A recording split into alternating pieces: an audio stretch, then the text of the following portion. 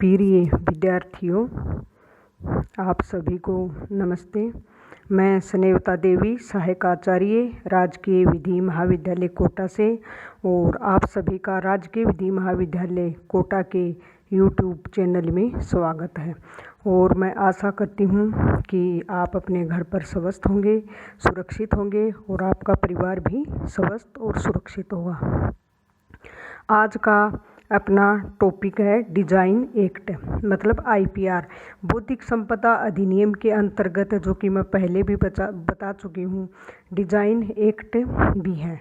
तो design act है जो डिजाइन अधिनियम 2020 है, डिजाइन अधिनियम 2000। तो ये क्या है?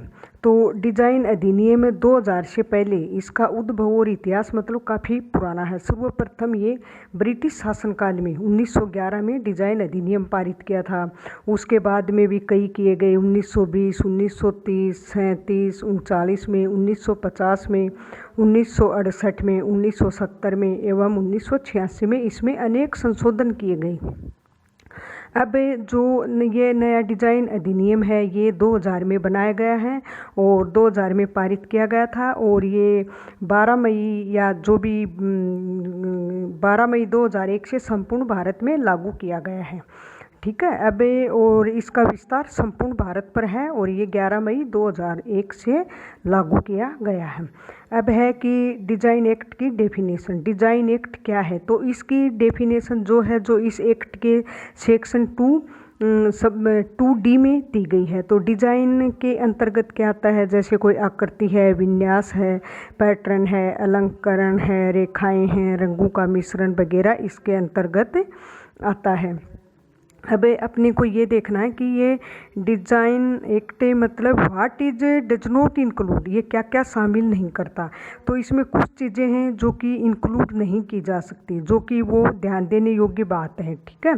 इसमें जैसे अपन चले IPC 479 के अंतर्गत है, तो उसके अंतर्गत भी जो संपत्ति चिन्ह वगैरह है इसके अंतर्गत इंक्लूड नहीं किया गया है। अब ये है कि ये डिजाइन एक्ट मतलब बनाया क्यों गया, इसका क्या उद्देश्य था?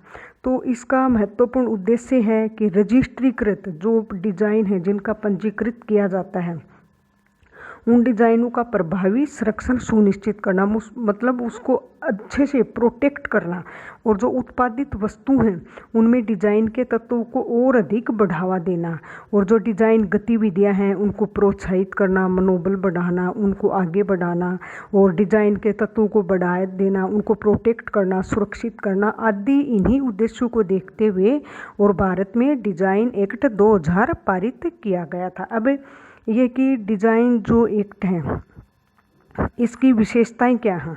डिजाइन एक्ट की विशेषताएं क्या हैं? इसकी प्रमुख विशेषताएं हैं कि इसमें अपन देखें तो डिजाइन एक्ट में 11 तो अध्याय हैं, 48 धाराएं हैं। ठीक है। इसके सिवा वस्तु एवं डिजाइन की परिभाषा को भी इसके अंतर्गत व्यापक बनाया गया है, और ये रजिस्ट्रार एवं निरीक्षक के अधिकारियों कर्तव्यों का उल्लेख करता है। रजिस्ट्रार कौन है, निरीक्षक कौन है? जैसे कोई भी व्यक्ति डिजाइन के तहत रजिस्ट्रेशन करवाना चाहेगा तो वह रजिस्ट्रार के समक्ष आवेदन करेगा।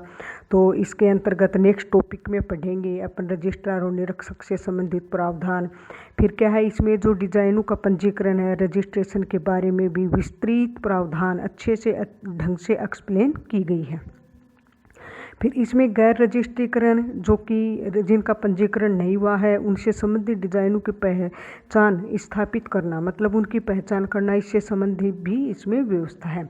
फिर डिजाइन के जो रजिस्ट्रार है कंप्यूटर पर संपोषित करने का उपबंधित भी करता है, और व्यक्तिगत डिजाइनों मतलब लेफ्ट डिजाइन के बारे में, पुनः स्थापन के बारे में भी प्रावधान है। रजिस्ट्रेशन की जो अवधि है उसमें भी अभिवृद्धि की गई है कि भाई इसकी क्या लिमिट है, लिमिट के बाद भी कैसे आवेदन करना पड़ेगा, कितनी उसमें छूट दी जाएगी, इसके संबंधित भी इसमें प्रावधान किए गए हैं। इस प्रकार जो डिजाइन एक्ट 2000 है इसकी बहुत सारी विशेषताएं हैं। इसमें अनेक प्रावधान दिए गए हैं जो कि पुराने अधिनियम में नहीं थे। अब ये थोड़ा सा आपकी एग्जाम में डिजाइन एक्ट से रिलेटेड भी एक क्वेश्चन पूछा जाता है, तो आपको ये पता होना चाहिए कि डिजाइन क्या है। तो डिजाइन के अंतर्गत जैसे कोई इसकी डेफिनेशन 2000 की सेक्शन 2D में दी गई है। ये मतलब परिभाषा में क्या आता है और क्या नहीं, इससे संबंधित प्रावधान दिए हैं, जिसमें आकृति है, विन्यास है, पैटर्न है, अलंकरण है, रंगों का मिश्रण। फिर अपन ने पढ़ा कि इसकी उद्देश्य क्या हैं, फिर पढ़ा कि इसकी विशेषताएं क्या हैं। और ये भी ध्यान देना कि प्रारंभ में था, ये ब्रिटिश काल से शुरू हुआ था। प्रथम जो डिजाइन एक्ट बना था, अधिनियम बना था, वो 1911 में बना था। एक ये कि इसका विस्तार संपूर्ण भारत पर है, ये ध्यान देने योग्य बात है। कब लागू हुआ था, ये क्या है, ये सब चीज़ें आपको ध्यान देनी जरूरी है। चलो, मैं आशा करती हूँ कि आपको ये वीडियो अच्छे से समझ में आया होगा। और इन्हीं शुभकामनाओं के साथ अगले टॉपिक में अपन पढ़ेंगे कि डिज़ाइन की प्रक्रिया, रजिस्ट्रेशन की प्रक्रिया क्या है, क्या कैसे करवाना चाहिए, क्या ऐसे कौन से डिज़ाइन है जो कि रजिस्ट्रेशन नहीं करवाया जा सकता, अयोग्य माने गए हैं। तो इन्हीं शुभकामनाओं के साथ आपको धन्यवाद।